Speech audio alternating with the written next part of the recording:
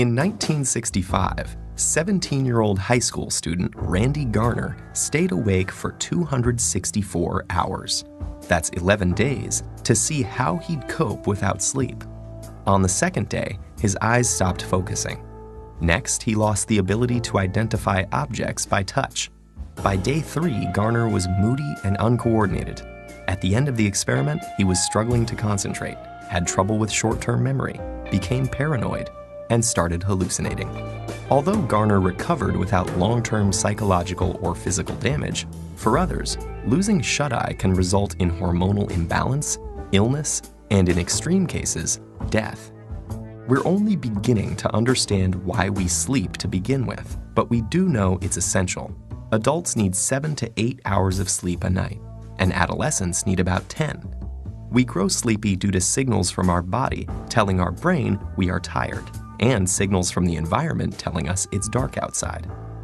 The rise in sleep-inducing chemicals like adenosine and melatonin send us into a light doze that grows deeper, making our breathing and heart rate slow down and our muscles relax. This non-REM sleep is when DNA is repaired and our bodies replenish themselves for the day ahead. In the United States, it's estimated that 30% of adults and 66% of adolescents are regularly sleep-deprived. This isn't just a minor inconvenience. Staying awake can cause serious bodily harm.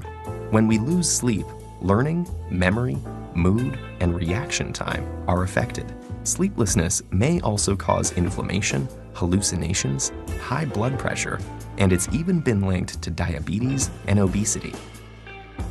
In 2014, a devoted soccer fan died after staying awake for 48 hours to watch the World Cup.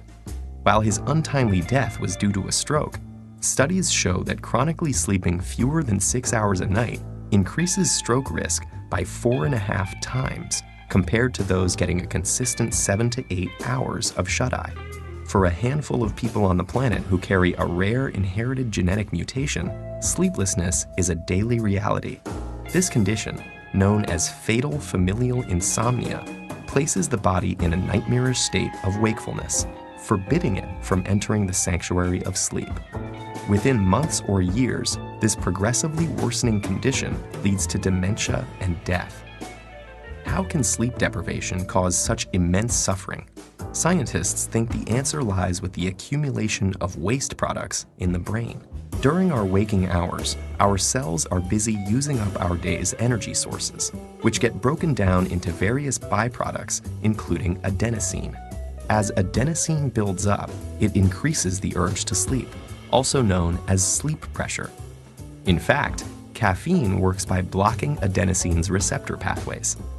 Other waste products also build up in the brain, and if they're not cleared away, they collectively overload the brain and are thought to lead to the many negative symptoms of sleep deprivation.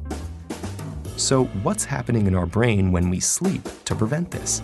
Scientists found something called the glymphatic system, a cleanup mechanism that removes this buildup and is much more active when we're asleep. It works by using cerebrospinal fluid to flush away toxic byproducts that accumulate between cells.